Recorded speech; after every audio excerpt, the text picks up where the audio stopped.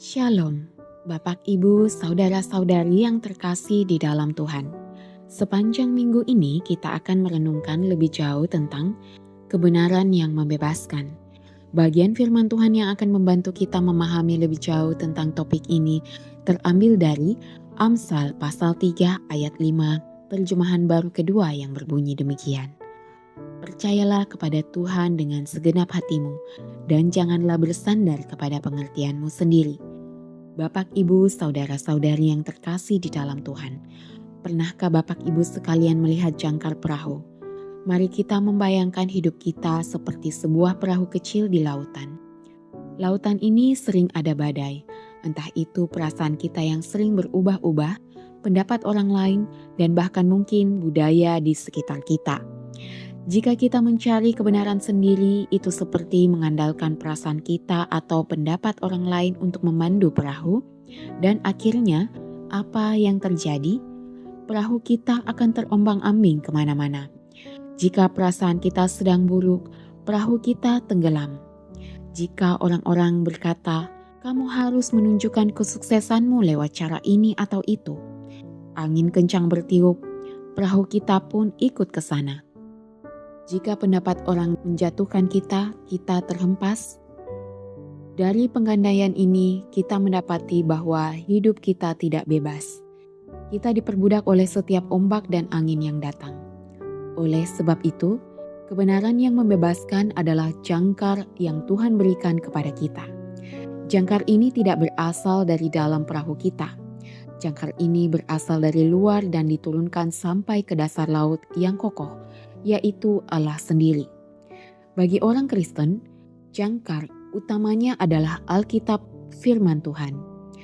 Bagaimana jangkar ini bisa membebaskan kita? Saat badai datang, jangkar ini membuat perahu kita tetap stabil. Saat ombak rasa tidak layak datang, kamu tetap aman. Jangkar kita berkata, kamu berharga di mata Tuhan.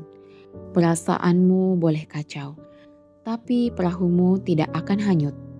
Saat angin, pendapat orang menyuruhmu harus tampil sempurna, jangkar kita menahanmu.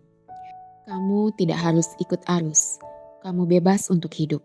Tentunya menurut standar kebenaran Tuhan.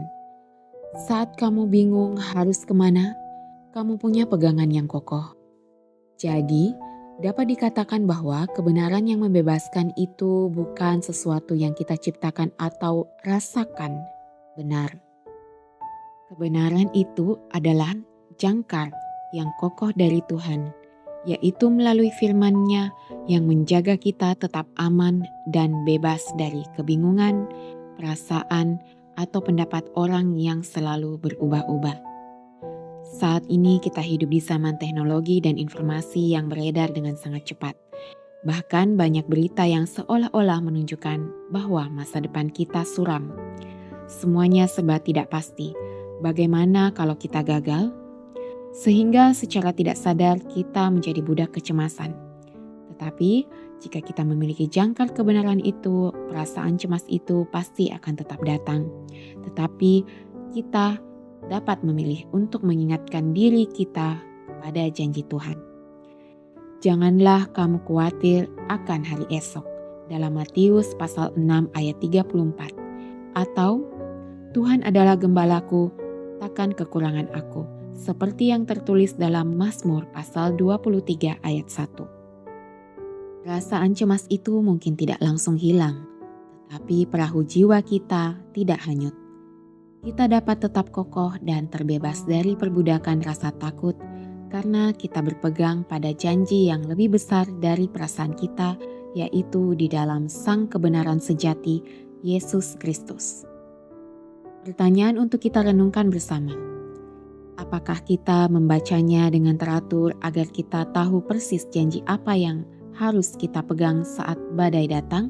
Atau apakah jangkar kita tergeletak di dasar perahu dan tidak pernah digunakan? Mari kita berdoa. Bapa di sorga, Engkaulah kebenaran yang sejati. Kami mengakui bahwa hidup kami seringkali seperti perahu kecil di tengah lautan yang penuh dengan badai. Perasaan kami naik turun seperti ombak. Pendapat orang dan tuntutan dunia bertiup kencang seperti angin.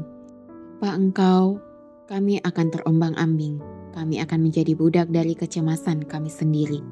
Budak dari kebutuhan kami akan pujian orang lain. Terima kasih karena Engkau tidak membiarkanku hanyut.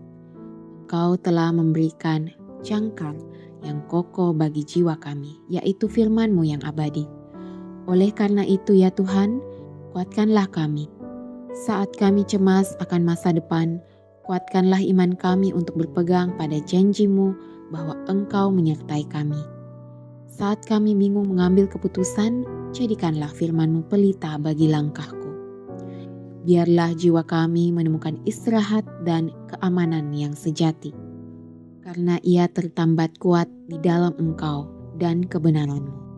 Di dalam nama Tuhan kami, Yesus Kristus, kami berdoa. Amin.